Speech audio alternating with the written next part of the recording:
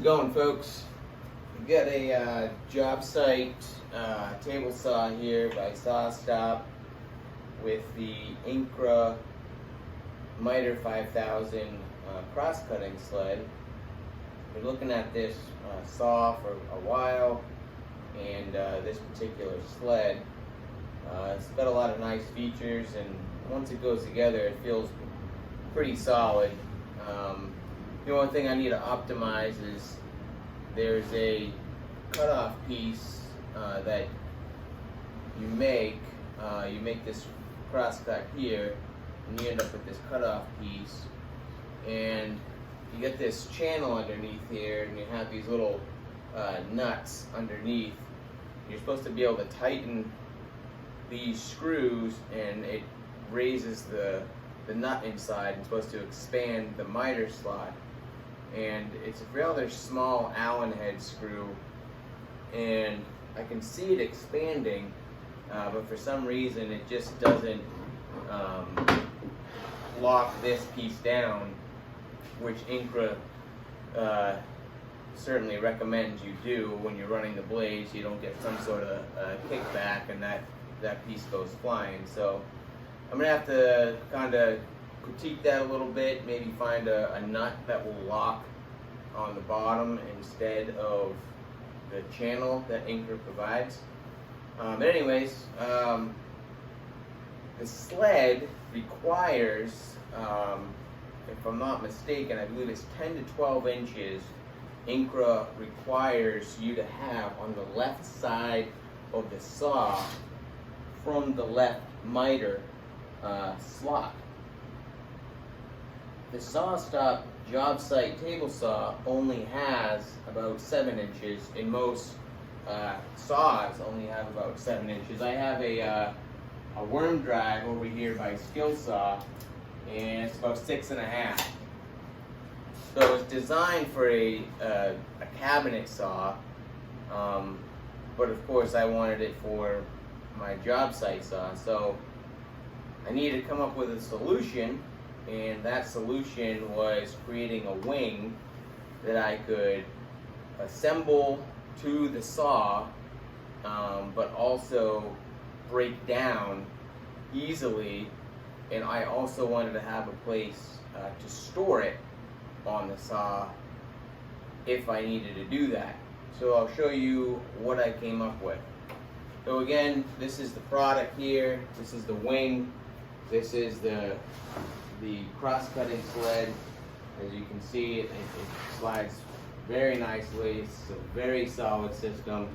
But I'm going to break this down and show you what I got going on over here. So we're going to slide this out. So you can see there's a little kind of tongue on the end there that goes into that slot.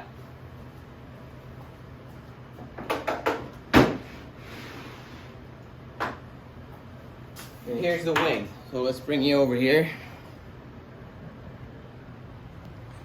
So here's the SawStop Jobsite Pro, and here's the wing that I came up with. This is high density plywood used for concrete forms. It's extremely solid and very rigid, and it's rather lightweight. So basically, I'll bring you under here. I took a piece of scrap red oak that I had. It's, I think, about 2 inches beyond the saw, and roughly about 1.75 inches thick from top to bottom. I used 3 through bolts into the Jobsite saw. So obviously, I clamped this piece on and worked my way up from an 1/8 inch bit, I believe it was, to just over 5/16 to get those bolts. I wanted it to be rather snug without any slop, so this piece always stayed relatively true to the top of the saw. Again, I didn't want my holes going into the saw to be bigger than the actual screws, because then this piece would have a little slop, and I didn't want that to happen. So once I got that bolted on, I was able to get this piece resting on here, clamped everything down, made sure that this leveled out and planed through with the saw using a straight edge.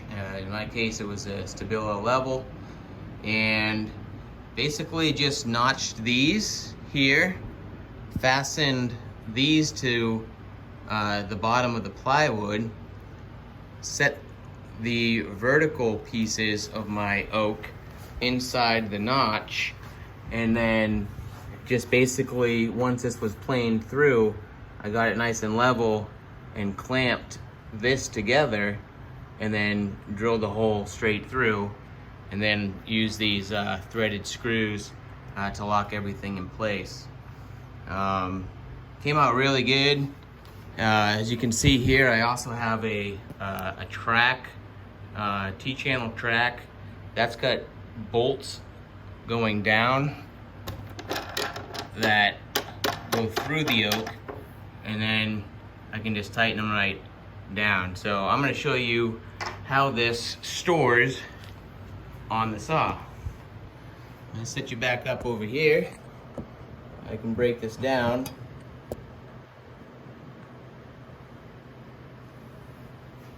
So here's one. I got one in the middle. Again, just reach right underneath. There's two. And three. Now this whole piece is loose. I just lift up. Lift up. Here's my 3 bolts, right?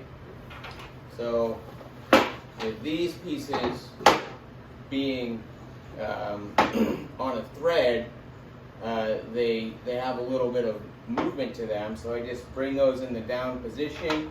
I can keep these right here, put these right back on if I want to so they don't get lost. Tighten them right down, and then right here, right on the job site saw, you get these uprights, and it slides right in there. And let me grab a square here.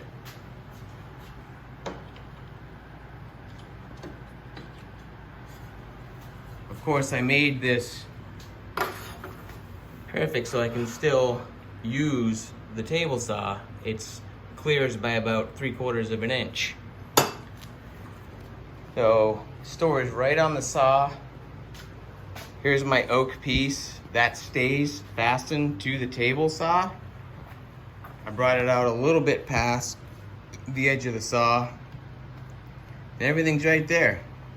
And I could even store that miter sled. I'm gonna figure that out next, but there's a small chance I could get that miter sled to be stored right here on the saw as well if I need to. But that's a little more fragile, so I'll probably find a spot on the wall to hang that. But that's my solution to adding a wing to the left side of the Jobsite Saw Pro by SawStop. And you can probably do it in quite a few different applications. Hope you enjoyed the video.